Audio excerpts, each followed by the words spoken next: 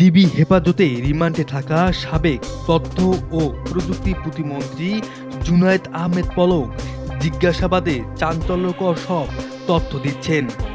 সরকার পতনের আগ মুহূর্তে আওয়ামী লীগের নীতি নির্ধারক ফোরামে কি আলোচনা চলছিল উঠে আসে পলকের জবানবন্দিতে।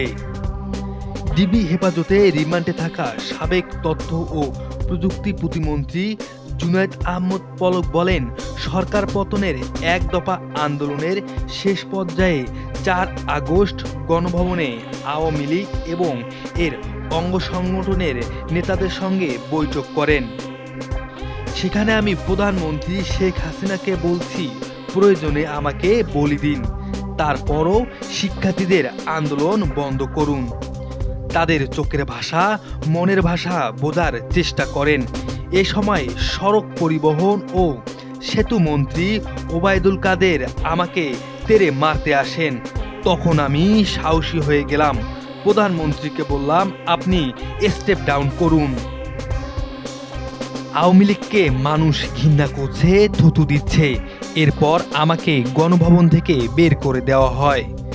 পলক ডিবিকে আরও জানান, স্মার্ট বাংলাদেশ গঠনে 10 মিনিটের স্কুলের সঙ্গে 5 বছর মেয়াদী সরকারের যে চুক্তি ছিল সেটা আমি বাতিল করতে চাইনি।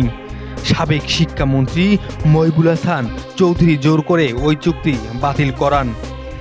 এদিকে ডিবিকে ডেপুটি স্পিকার শামসুল হক টুকু বলেন, মন্ত্রী হওয়ার কোনো ইচ্ছা ছিল না, শুধু প্রধানমন্ত্রীর ইচ্ছায় তিনি মন্ত্রী হয়েছিলেন।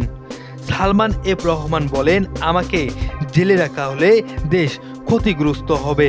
আর জিয়াউল হাসান বলেন, আমার প্রতিষ্ঠান থেকে মোবাইল ফোন রেকর্ড করা হয়নি।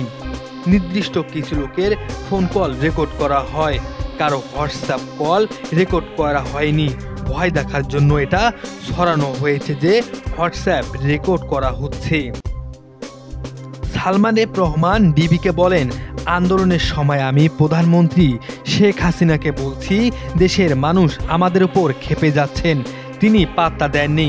ছাত্র আন্দোলন যখন তুঙ্গে, তখন শেখ হাসিনা আমাকে প্রশ্ন করেন, পুলিশ এত ভালো কাজ করছে, সেনাবাহিনী কেন পারছেন না? এ সময় আমি বিষয়টি নিয়ে সেনাপ্রধানের সঙ্গে কথা বলার পরামর্শ দেই। ডিবিকে আনিসুল হক বলেন, শিক্ষার্থীদের দাবি তো মেনে নিয়েছিলাম, তারা যে দ্রুত সরকার পতনের এক দফা আন্দোলনে যাবে তা বুঝতে পারিনি। মাসুদ বাবু, ই নিউজ ৭১ নিউজ ডেস্ক।